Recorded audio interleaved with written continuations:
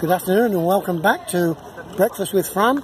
Yet another afternoon edition. We don't like the early morning ones so much anymore. No, we don't want to do the early morning. We're here at the Khalifa International Tennis and Squash Complex for the Qatar Classic, and with us we have our special guest, Ong Beng Hee, former world number 7, QSF head coach and general dog's body around here. Yes, and the biggest quads in the PSA tour. You know, I stand by my. I'm not touching it because I'm going to get arrested here. But you know, he's got an amazing, legs and quads. Still, Beng Hee, first of all, it's so nice of you to accept to come here. I've known you since you were not very tall. Yeah, and you know how much I care for you, and I saw your career going where you didn't want it to go. Then you sort of readjusted it, and had some amazing matches. Here in particular, I remember, against Shabana and people like that, you are one of the most liked players on the tour. Even today, people arrive here with gifts, for him from all over the world. He's a lovely, lovely man. Tell us about how, the end of your career, what you did for Malaysia, and then you came here. Talk to us about that. So, well, as you've known me for many years, about 20 years I played on tour. I stopped, I think, in 2015. Then I was offered a job with the Squash Racket Association of Malaysia. Worked there for 2 years as an assistant coach. I think along the way I came with a couple of my players over here for the Qatar Classic, and I just bumped into Dr. Muhammad El Said. He asked me out for lunch one day, so just casual lunch. We didn't talk about anything. And yeah, a few months later I got a call from him, and he's asking me whether I would like to come and work. To lead the program here. And you said no, of course. Yeah, I said that. No, I don't want to. I don't want to, work in your perfect conditions under the sun. No, of course not. So I got all the experience as a player, and working 2 years in Malaysia, that really helped a lot. Working with the likes of Ivan, Siva Sanggari. And Yao, did you work as well? I didn't have a chance to work with Yao because he was a little bit younger. Yes, he was. But Siva Sanggari, yes. No, because I remember a lot of tweets where she was like, "Oh, goodbye, coach. We're going to miss you." So she likes you very, very much. Yeah, I think whatever I've learned from all my coaches, I try to pass it on to them, and I think it's helped a little bit. Of course, they're not world champions yet. I had 2 years with them, but I think especially with Siva Sanggari, I think she's still doing very well, and Ivan still needs a little bit more maybe.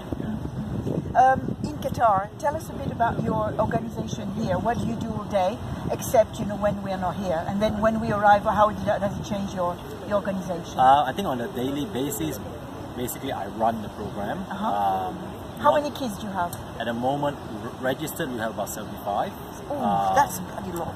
Yes, but I think my boss is expecting a few more. I think we're trying to grow the game. As you know, squash is not the easiest sport in Qatar, as most of them are football fans, they're athletics and also tennis. So for squash, we're trying our best, but we are under the guidance of Mr. Tariq Zainal, together with Dr. Muhammad El Said. The support here is really good for the players. I think we have it all covered, from transportation to their equipment to free coaching to free courts, and we send them for summer camps and also events. And my day, basically, besides the squash program, I run the events, mainly local events, but just as of last year we started to organize a little bit more PSA events, just to get the juniors to get some ranking points, exposure, and obviously we have the Qatar Classic for Abdullah Tamimi, and next week we have the 50,000 over here as well. Mossad coming, I think, yes. in the top seed. So I think as an organization we are trying to support our players as much as we can, and try to make them feel that they are we have their back, they're supported. You came with one kid and now you've got 2. Yes. What happened?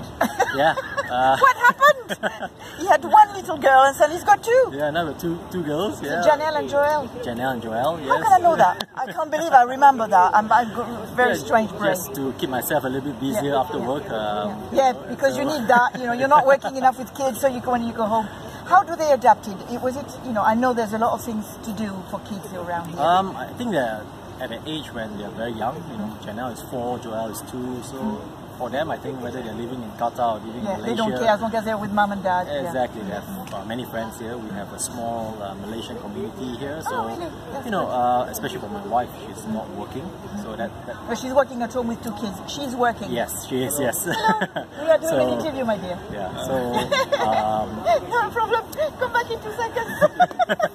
Hello. so you know, besides working and taking care of the kids, at least we have a Malaysian community. She has a lot of friends now, so it's transition has been really good actually. Okay. Yeah. Just to finish, because we try to keep it short to make sure that, you know, people actually don't fall asleep listening to my voice, which is already difficult. Seriously, what you would say the best moment of your squash career so far? Because I'm sure you will have many more, you know, achievements as a coach. But what is your moment? Your moment? I think my moment is actually winning the Asian Games.